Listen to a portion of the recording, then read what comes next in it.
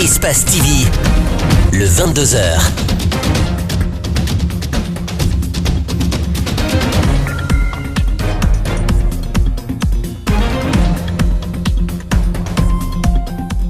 Mesdames et messieurs, merci de votre fidélité à Espace TV. Bienvenue à toutes et à tous pour cette nouvelle édition de 22h.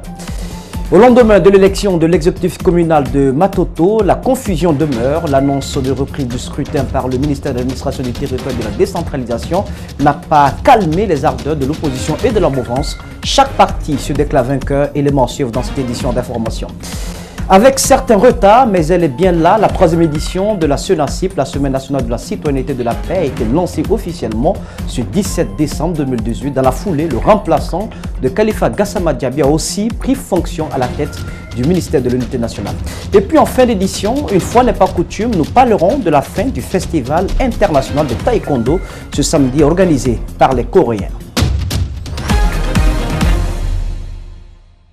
Sur les 5 communes de Conakry, c'est seulement Matoto qui n'a pas encore connu son maire. Lors du primaire entre les conseillers la semaine dernière, le processus a été émaillé de troubles, de confusion et de subversion. Depuis, les candidats de l'opposition et de la mouvance, chacun fort de ses propres résultats, se réclament victorieux. Malik Senghana Kamara, Alseni Kamara nous signe ce reportage. 23 voix contre 22. Kalimodou se réclame maire de Matoto malgré les incidents enregistrés au cours du processus. Et comme moi j'avais la couleur rouge, et comme il n'y avait que 45, il va sans dire que 45 moins 23, il reste 22. Donc moi j'avais la majorité. Les gars ont protesté, ils ont demandé à ceux qu'on reprenne le vote, pas le vote, mais le compte. On a recompté devant tout le monde, un à un, jusqu'à 23 pour une deuxième fois. Et toujours la couleur rouge venait en première position. Je ne sais pas par quel miracle un autre peut dire qu'il a gagné. Par ailleurs, Domani Doré, candidate indépendante à ces élections communales, n'admet pas cette version de Kalimodou.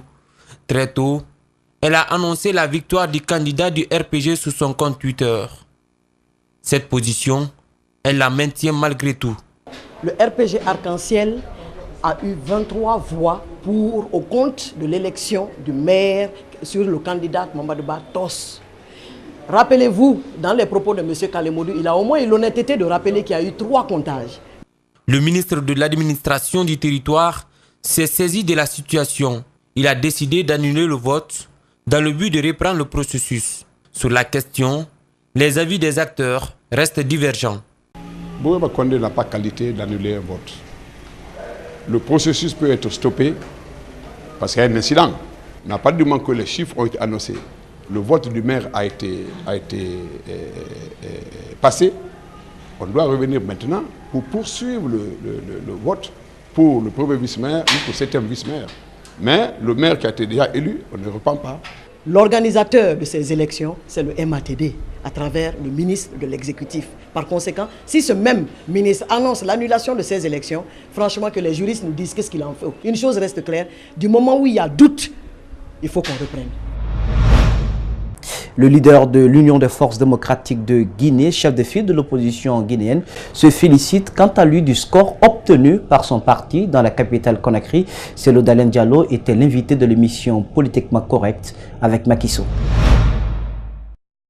Je m'attendais à son élection, je dois l'avouer, parce que je sais qu'il bénéficiait de la part de beaucoup de conseils élus, de plusieurs partis, d'une grande confiance. Et donc, je dois d'abord saisir cette opportunité que vous me ferez pour remercier et féliciter tous ceux qui ont voté pour lui, qui n'étaient pas de l'UFDG, parce que vous savez, le score qu'on nous a attribué à la commune de Matoto était de 14 sièges sur 45. Donc il a fallu avoir le soutien de certains conseillers qui ont sans doute estimé que Kalimodou était le meilleur choix pour Matoto. D'abord, il faut déplorer la fraude qui a été organisée autour de cette élection par le RPG. Et vous savez bien qu'il y a eu un conseiller, par exemple, qui est venu. On lui a dit qu'on lui a fait une procuration et que lui ne doit pas voter. Alors que, selon lui-même, il n'a pas signé de procuration. Il a dit qu'il veut exercer son droit, mais par la force, on lui a refusé l'accès à la salle.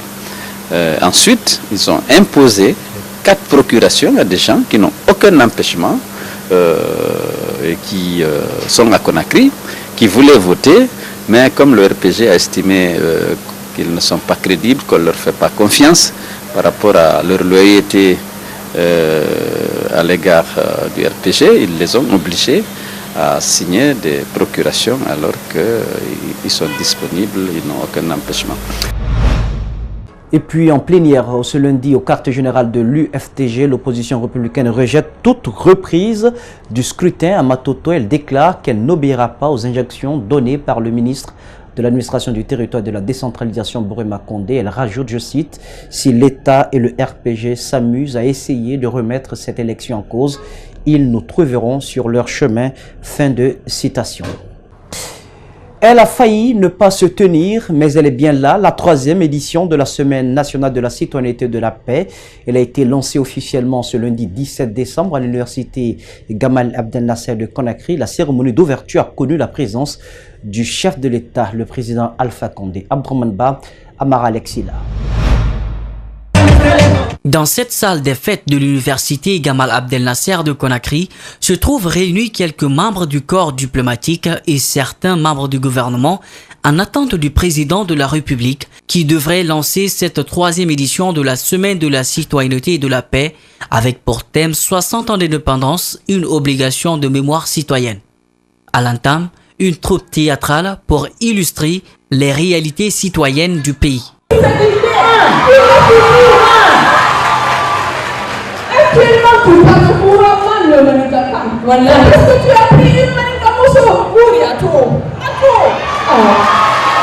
Juste après, c'est au tour du ministre de la Citoyenneté de revenir sur les acquis de cette semaine depuis sa première édition. Excellence, Monsieur le Président de la République, cette semaine que vous avez voulu a été instituée dans notre pays par la loi L 2016-038 du 28 janvier 2016.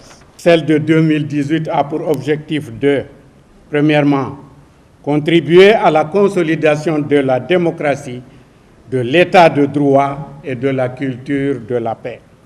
Fraîchement nommé à la tête du département de la citoyenneté, il prévoit de nouvelles orientations à prendre pour la réussite de la CENACIP. Les programmes qui sont inscrits pour cette semaine concernent des journées de conférences citoyennes, des journées d'immersion, des journées de synergie de table ronde, et de radio, une journée essentiellement consacrée à la salubrité publique. Le président de la République, qui était attendu pour son discours, s'est retiré aussitôt après l'intervention de son nouveau ministre de la Citoyenneté et de l'Unité nationale. Cette 3e édition de la CENACIP se tiendra jusqu'au 23 décembre sur tout le territoire. Est-ce une simple coïncidence? Le jour du lancement officiel de la CENACIP correspond à celui de la prise de fonction du ministre en charge de l'unité nationale. Mamadou Taron Diallo a officiellement pris fonction ce lundi. Le nouveau ministre de l'unité nationale et de la citoyenneté est bien conscient des défis qui l'attendent à la tête de ce département. Une mission redoutable, dit-il, qu'il compte mener avec l'appui de l'ensemble de ses collaborateurs. La société civile notamment, qui a forgé son caractère intransigeant, compte bien sur lui pour relever tous ces défis. Le compte rendu est signé Mohamed Amaro Kamara, Abdoulaye Kamara. Tibou Kamara assurait jusqu'ici l'intérim après la démission de Khalifa Gassama Diaby à la tête du département de l'unité nationale et de la citoyenneté. Le ministre d'État, conseiller personnel du chef de l'État, ministre de l'Industrie et des PME, a d'abord rappelé les nombreux défis à relever. L'unité nationale, la citoyenneté, les valeurs de la République, la démocratie, l'évolution de la société sont autant de thèmes que nous avons en partage. Mais avons-nous tous la même compréhension de cela? Voilà un des défis auxquels vous allez vous atteler. Faire en sorte que la diversité, qui est la richesse de notre pays, nous en tirerons le meilleur parti pour construire une communauté de destin. Une mission combien exaltante, le promu mesure bien l'ampleur de la tâche et compte l'accomplir avec l'implication des travailleurs du département, mais aussi l'ensemble des composantes sociales.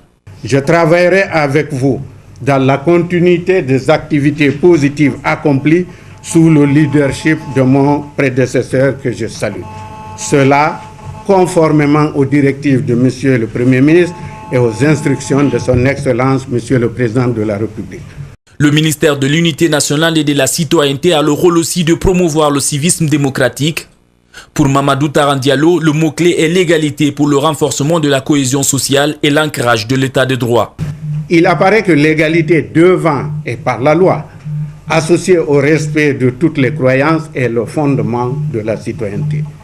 L'unité nationale nécessite une construction permanente et évolutive visant à fonder un État sur le socle d'une constitution et des lois et indestructibles qui créent et régissent des institutions capables de répondre aux besoins de démocratie et aux aspirations des populations à la bonne gouvernance et à un État de droit en vue d'un vivre ensemble pacifique et solidaire. Président de l'Agence guinéenne pour la transparence et inspecteur des services financiers et comptables, Mamadou Taran Diallo, aux yeux des acteurs de la société civile guinéenne, est un cadre au caractère bien trempé, une qualité qui lui permettra sans doute d'être à la hauteur des attentes.